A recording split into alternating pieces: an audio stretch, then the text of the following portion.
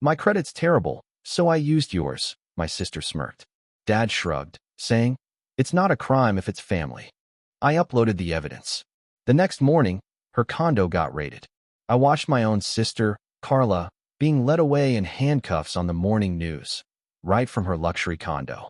She always thought she was so much smarter than everyone, especially me. But as the camera zoomed in on her shocked, betrayed face, clutching my phone, I knew one thing. I was the one who put her there, and it was the hardest, most gut-wrenching decision of my entire life. This whole nightmare started about 6 months earlier. My name's Willie. I'm 28, a CPA, living in Phoenix. I've always been the responsible one in the family, the steady, reliable brother. Carla, on the other hand, was always, well, Carla. Mom had cooked her famous pot roast that night, and Dad was grumbling about gas prices when Carla, with that sweet, syrupy voice she saved for big asks, looked right at me across the dining room table. "Willie, I need to ask you a huge favor," she said. My stomach tightened instantly. She claimed her credit score had taken a hit, and she needed help qualifying for a small personal loan. I put my fork down. Carla had Mom's expressive brown eyes, and she knew exactly how to use them. "What kind of loan?" I asked, wary. "Nothing major," she waved it off. "Just something to get me back on track. You know how credit companies are, one mistake, and they treat you like a criminal." Then, the family pressure started. Dad nodded. "Family helps family." "Willie, you've got good credit." Mom chimed in.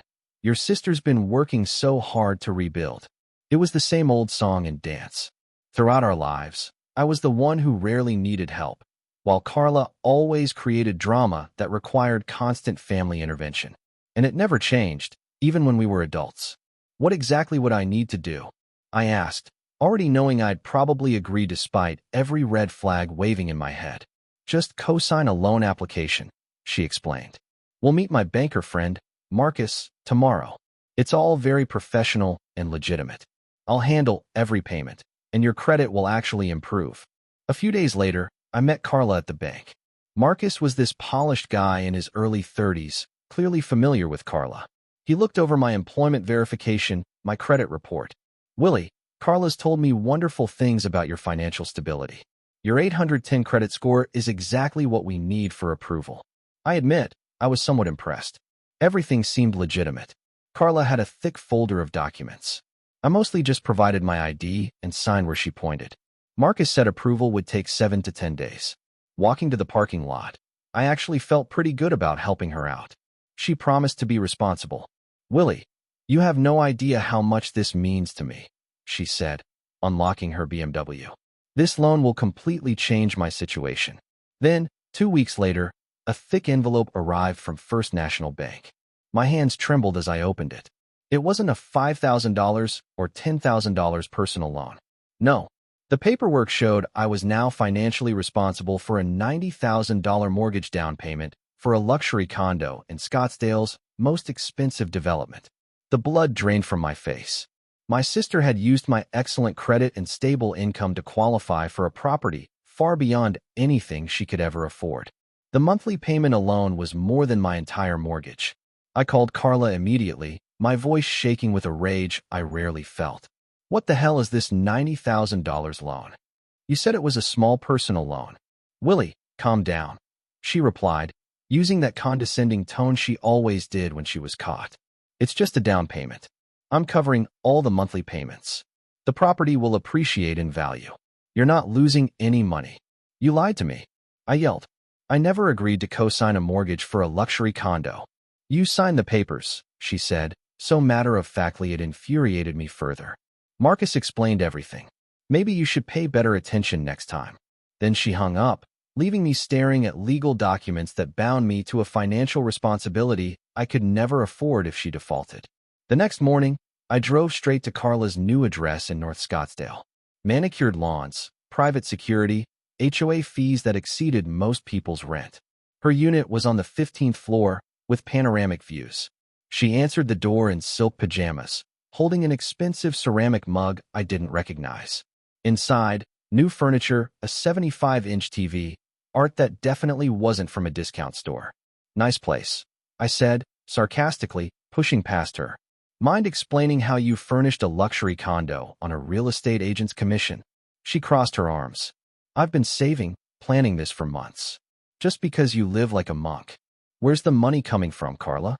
Your car payments and credit cards already eat most of your income. Now you've got mortgage, HOA, utilities, insurance here. She walked to her granite counter, refilled her coffee, taking her sweet time. The market's booming. My commission checks are bigger. I'm expecting several major sales.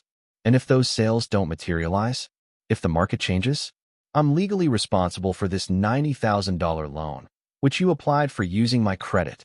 Willie, you're overreacting. She dismissed me. Everything's going to work out. You worry too much. When I demanded she transfer the loan to her own name, that's when my stomach dropped completely. She admitted she'd filed for bankruptcy twice in the last 4 years. Our family had no idea. No legitimate lender would touch her. You knew the entire time I'd be stuck with this loan, I said, the betrayal a bitter taste in my mouth. You never intended to qualify on your own. I intend to pay every penny back, she insisted. Your credit can handle this temporary arrangement. That evening, I called our parents, expecting understanding. Instead, I got the same enabling behavior that had always protected Carla. Willie, your sister is finally getting her life together. Dad said, why do you want to sabotage her? She committed fraud, Dad. She used my identity. Family helps family, he repeated. You make good money. Carla just needs time.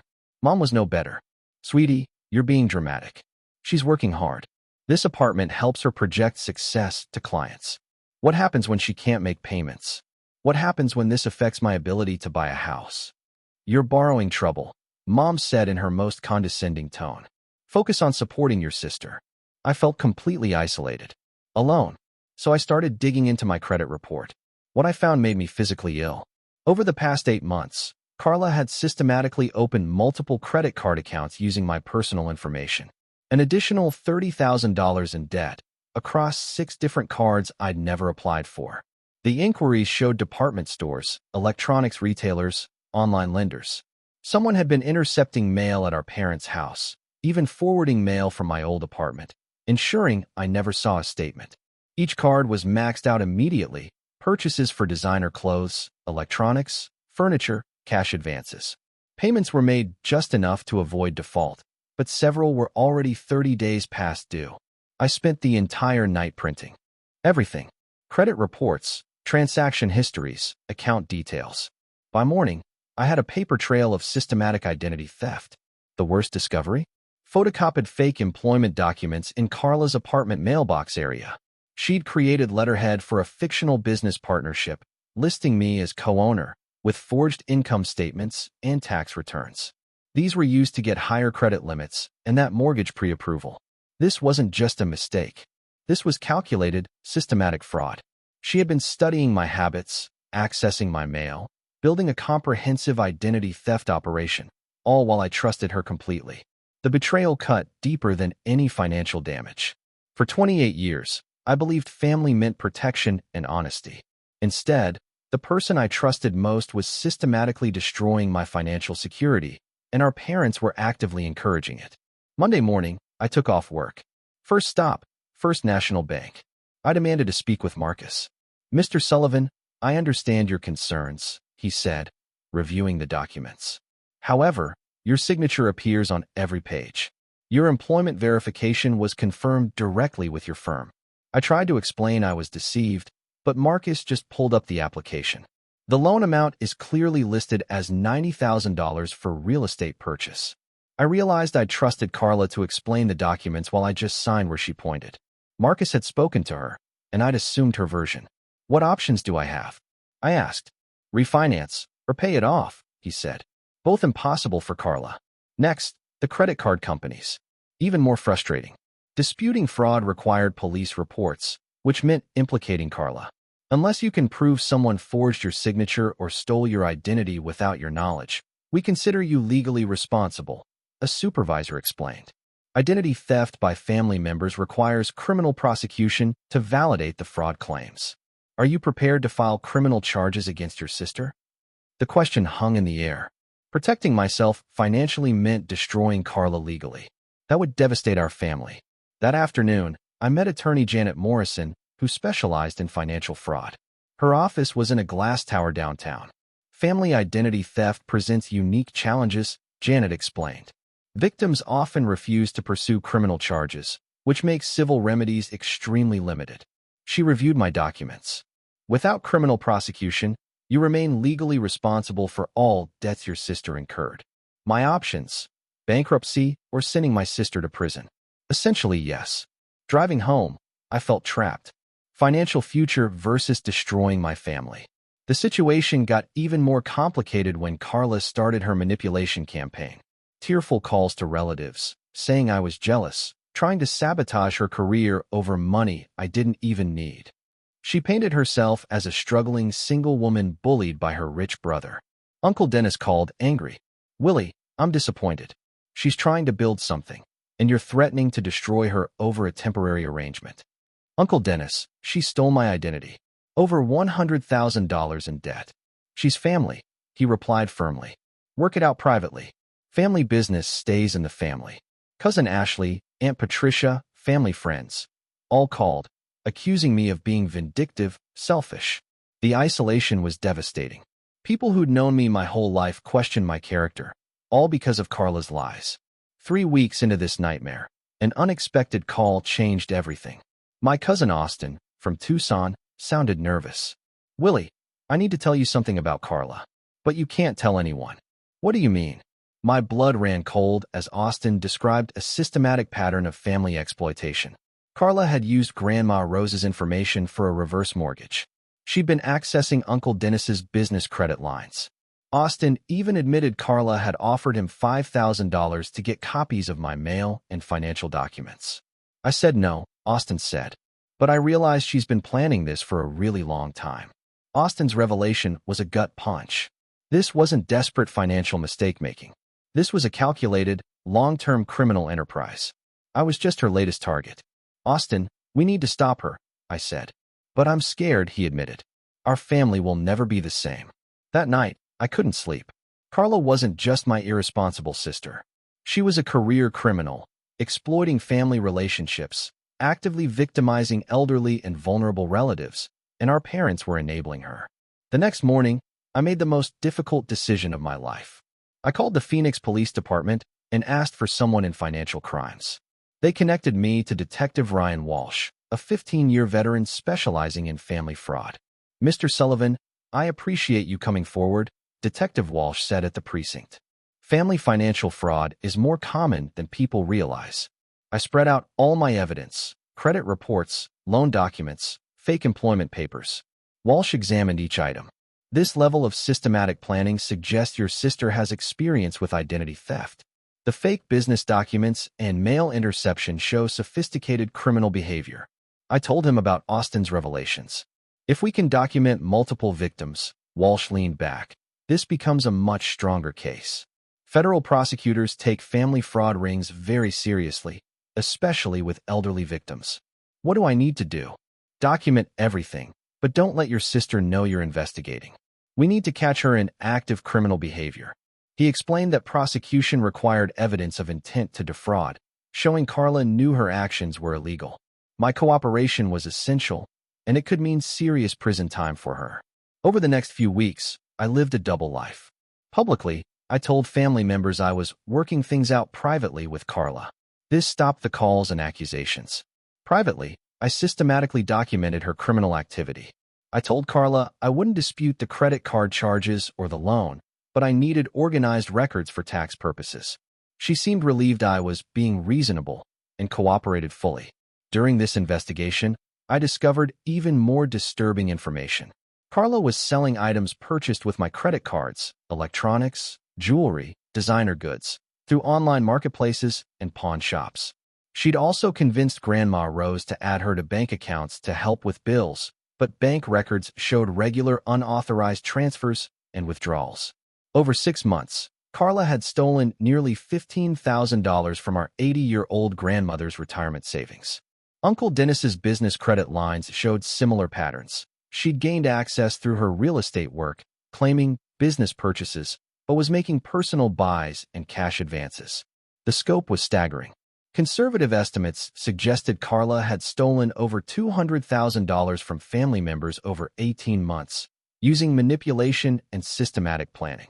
3 weeks in, I overheard a phone call that accelerated everything. Carla was talking to someone named Tyler in her kitchen while I was organizing documents in her living room. "The Costa Rica plan needs to happen by the end of next month," she said quietly. "I've got everything converted to Bitcoin and cash. Willie is completely clueless, and the family still thinks he's the problem." My hands shook. "Tyler, baby, you have no idea how easy this has been. These idiots trust family no matter what. I could rob them blind, and they'd blame themselves." I realized Carla was planning to flee the country. She'd been converting stolen assets to untraceable cryptocurrency. Everything she'd told me about paying back the loans was a complete lie. She laughed about manipulating stupid Willie, describing her exit strategy as something she'd planned for months. The real estate career, the family relationships, the promises, all a facade while she systematically looted our family. That evening, I called Detective Walsh. He immediately arranged a meeting with federal agent Amanda Torres. The interstate nature of the fraud and her planned flight made this a federal case. "Mr. Sullivan, your sister is operating a sophisticated fraud operation," Agent Torres said. "Elderly victims and plans to flee prosecution definitely warrant federal charges." She explained federal penalties could mean decades in prison. Building the strongest case meant catching Carla in active criminal behavior before she escaped. "We need to move quickly. If she leaves the country, extradition could take years."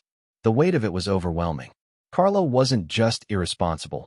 She was a calculated predator. Agent Torres introduced me to a federal operation targeting family fraud rings. "Your sister's methods suggest professional training or experience. Systematic mail interception, document forgery, asset conversion. This isn't her first criminal enterprise." Over the next 2 weeks, I ramped up evidence collection, maintaining my cooperative act. I even secretly installed recording equipment in my apartment after finding signs someone had been searching my belongings. During one recording, Carla admitted to Tyler she was watching me. "Willie's been asking too many detailed questions. I think he might be getting suspicious." I also discovered she'd been accessing my personal email through password recovery questions. That explained how she intercepted communications. Digital forensics experts documented her cyber crimes. The evidence showed months of planning. I learned about more victims. Our elderly neighbor, Dorothy, had invested her life savings, $25,000, in a fake real estate partnership with Carla. Dorothy, a widow in her 70s, trusted Carla implicitly. Carla visited weekly, bringing flowers, stealing her retirement security. "Agent Torres, we have to stop this before she takes everything Dorothy has," I urged. "We're moving as quickly as possible," she assured me. The federal investigation expanded, surveillance on Carla's activities. Visits to cryptocurrency exchanges, foreign currency dealers, international money transfer services. Systematic preparation for permanent relocation. Then, I intercepted mail showing the most audacious part of her plan. She'd used my identity to apply for business loans totaling $200,000, claiming I was starting a real estate development company with her as my partner. Forged tax returns, fake business plans. She's scheduled to close on these loans next Friday, I told Agent Torres. Her biggest score yet, the week before she leaves for Costa Rica. Agent Torres confirmed the timeline. Carla had booked flights for the following Tuesday, with Tyler. "Your sister never intended to stop with the condo loan. She's been building toward this final major theft before disappearing." The revelation was devastating. Every conversation about repayment, every family dinner, every promise, all calculated lies. During our final meeting, Agent Torres laid out the arrest strategy. Simultaneous search warrants at multiple locations. Thursday morning, 1 day before her loan closing, 5 days before her flight. "Mr. Sullivan, we need one final piece of evidence," she said. "We need Carla to incriminate herself on record, admitting to the systematic fraud and her intention to flee." They arranged for me to wear a wire during a meeting with Carla at her condo, where I'd claim I wanted to officially take over all loan payments so she could qualify for additional credit. It was plausible enough. "This is your last chance to change your mind," Agent Torres warned. "Once we arrest your sister, there's no going back. She'll face serious federal prison time." Your family relationships will be permanently altered.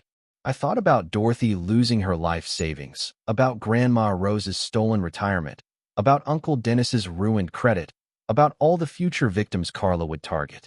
She's had months to stop this voluntarily, I replied. She chose to escalate. I can't let her destroy more innocent people. That night, I couldn't sleep. In less than 12 hours, I would be recording my sister confessing to crimes that would send her to federal prison for years. The little girl who brought me cookies when I was sick, who cried on my shoulder after breakups, who called me her favorite brother. That person, apparently, had never existed.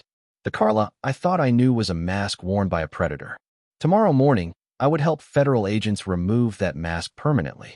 Thursday morning arrived. Clear Arizona skies already hitting 78 by 9 a.m. I'd been awake since 4, reviewing my conversation strategy, checking the recording equipment hidden in my jacket. Remember, Mr. Sullivan, Agent Torres reminded me. Your goal is natural conversation that leads her to admit the systematic fraud and planned flight. Don't push too hard. Federal agents were already positioned around Carla's building. I arrived at 10:30, carrying a folder of financial documents for my cover story. My hands were sweating in the elevator. Carla answered the door in yoga clothes, completely relaxed, confident. Her hair in a ponytail, holding a protein smoothie. "Willie, you're early," she said cheerfully. "I wasn't expecting you till noon. Wanted to get this paperwork handled before work," I replied, settling onto her leather couch. "My accountant needs documentation showing the official transfer of payment responsibility." Carla's eyes lit up. "I'm so glad you're finally being practical. It really is the best solution for everyone." Her living room was filled with even more expensive things, a new sound system, designer art. "Carla, before we make this official, I need to understand the complete financial picture," I said, opening my folder. "How many total accounts are we dealing with? I want to be prepared." She sat across from me, completely unsuspicious. "Well, there's obviously the main loan for $90,000. But there are also the credit cards we opened for furnishing and moving expenses." "How many credit cards exactly?" "Maybe 6 or 7, she waved dismissively. "Nothing too complicated. Total balance is probably around 30,000 across all of them." I pretended to take notes, the recorder silently capturing every word. "And these accounts are all in my name because of the credit score issues you mentioned, right?" "My credit got messed up during some difficult years," Carla replied without hesitation. "So, using your information was the only way to qualify for decent rates and limits." The casual admission of identity theft was exactly what Agent Torres needed. But I had to go deeper. "When did you first realize my credit would be necessary for this plan?" I asked, trying to sound genuinely curious. Carla leaned back, a smug smile on her face. "Honestly, I've been thinking about this approach for almost a year. I knew I wanted to upgrade my living situation. But my financial situation made conventional approval impossible. So, this was planned long-term, not a sudden decision." "Willie, I'm not some impulsive person," she said with obvious pride. "I researched everything carefully. I studied your habits, figured out how to access the necessary documentation, and created a timeline that would work for everyone involved." My stomach dropped as she described the systematic planning. She was treating it like a business discussion, utterly unaware she was confessing to serious federal crimes. "What about the other family members who've been helping with your business ventures?" I asked, thinking of Grandma Rose and Uncle Dennis. Carla's expression became more animated. "That's the beauty of family, Willie. Everyone wants to help each other succeed. Grandma Rose was thrilled to contribute to my real estate investments, and Uncle Dennis loves supporting young entrepreneurs." "Contribute how exactly?" "Well, Grandma gave me access to her accounts so I could help manage her bills, which let me redirect some of her excess savings toward my business development. And Uncle Dennis has been letting me use his business credit for property staging and client development." The recording device captured her describing elder financial abuse and credit fraud as family cooperation. She genuinely seemed to believe her own twisted narrative. "Carla, what happens if something goes wrong with these arrangements? What if family members change their minds, or financial situations get complicated?" For the first time, her confident demeanor shifted slightly. She glanced toward her bedroom. "Willie, I've been planning for different scenarios," she said, more quietly. "Tyler and I have been discussing backup options in case the local market gets too complicated. What kind of backup options? Well, we've been researching international real estate opportunities, she continued. Costa Rica has amazing potential. The lifestyle there is incredible. How soon are you thinking about exploring these international opportunities? Carla stood and walked to her kitchen, suddenly less comfortable. Sooner than I originally planned, she admitted. Maybe within the next week or two. Next week, Carla? What about all the loan payments and family obligations you've been promising to handle? She turned to face me, an expression I'd never seen before. The sweet, manipulative sister was gone, replaced by someone cold and calculating. Willie, you're being dramatic again, she said sharply. Those payments are your responsibility now. You'll be developing new business opportunities that will benefit everyone eventually. So, you're planning to leave the country and stick me with over $100,000 in debt. You can afford it, she replied without emotion. You make good money. You have savings. Your credit can handle the temporary strain. I need freedom to build something bigger. The conversation continued for another 20 minutes. She described studying my financial habits, intercepting my mail, and manipulating family members as necessary business strategies. Willie, you have to understand that family success requires sacrifice, she said toward the end. I'm the one with vision and ambition. Supporting me is an investment in all our futures. At exactly 11:45, I gave Agent Torres the predetermined signal, texting, ready to finalize documents. Within 2 minutes, I heard commotion in the hallway. The knock on the door was firm, official. Federal agents, open the door. Carla's face went completely white. Willie, what did you do? I protected our family from a predator, I replied, as federal agents entered with weapons drawn and badges displayed. Carla Sullivan, you're under arrest for identity theft, wire fraud, and elder financial abuse, Agent Torres announced. The next few minutes were chaos. Carla alternately threatened me and begged me to stop the arrest. She promised to pay back every dollar, claimed she'd been planning to return all the money, and accused me of destroying our family over temporary financial arrangements. Willie, please. I'm your sister, she screamed as she was handcuffed. Agent Torres read her rights while other agents began documenting evidence. I watched my sister being led away in federal custody as her luxury condo was systematically searched. My phone rang instantly. It was Agent Torres. Mr. Sullivan, we've executed simultaneous arrests at Tyler's residence and Austin's apartment. We've also secured the safety deposit boxes and cryptocurrency accounts. Your sister's entire operation has been shut down. Through the 15th floor windows, I could see news vans arriving. Within hours, Carla's arrest would be local and national news. The sister I thought I knew was gone, replaced by a federal prisoner facing decades. The recording device in my pocket contained hours of her confessing to crimes that would ensure she never victimized anyone again. 6 months later, I sat in a federal courthouse watching Carla accept a plea agreement. 5 years in federal prison, 3 years of supervised probation, with full restitution requirements. The courtroom was packed. Federal prosecutor Daniel Morrison presented evidence showing Carla had stolen over $300,000 from family members and elderly victims across Arizona. Identity theft, document forgery, cybercrimes, elder financial abuse, conspiracy to flee. Her Honor, the defendant systematically exploited family trust to fund a luxury lifestyle while planning to escape consequences, Morrison stated. Her victims include elderly family members who may never recover their stolen retirement savings. Tyler received 3 years. Austin, 18 months for his limited participation and cooperation. All three faced restitution totaling over $400,000. The hardest part was rebuilding family relationships, damaged by months of lies. Initially, some relatives blamed me for Carla's arrest. Uncle Dennis was particularly angry that I'd known about his business credit fraud for weeks before the arrests. Willie, you could have warned me, he snapped. Uncle Dennis, warning anyone would have compromised the investigation and allowed Carla to destroy evidence or flee, I explained. More victims would have been created. The family dynamics shifted dramatically as the full scope of Carla's crimes became public during court proceedings.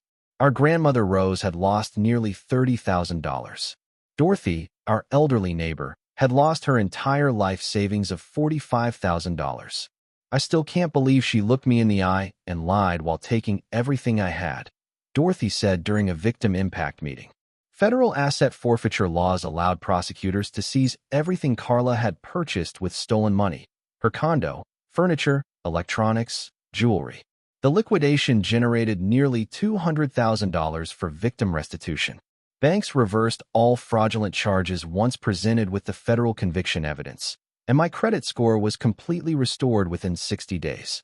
The mortgage company forgave the $90,000 down payment and removed my name from all liability.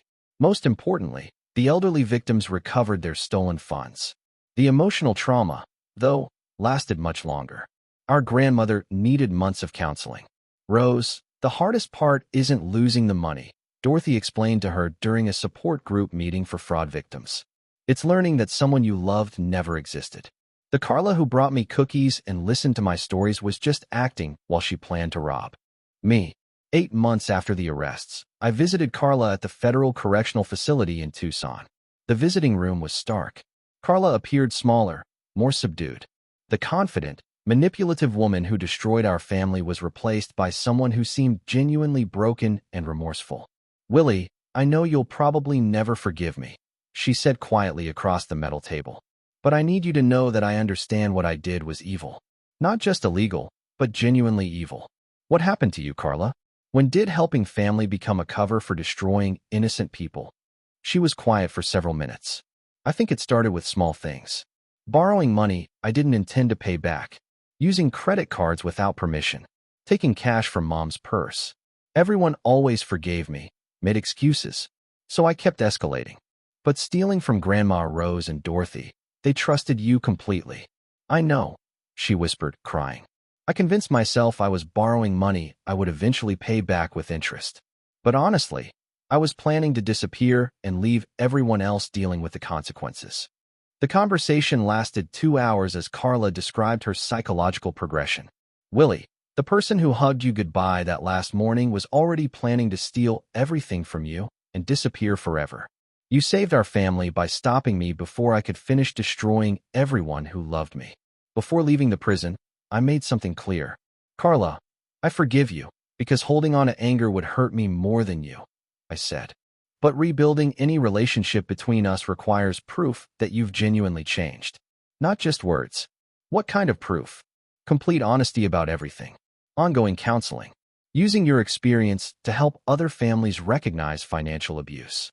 Maybe speaking at fraud prevention seminars." 1 year later, Carla began participating in a prisoner education program focused on financial crimes prevention. She contributed to educational materials.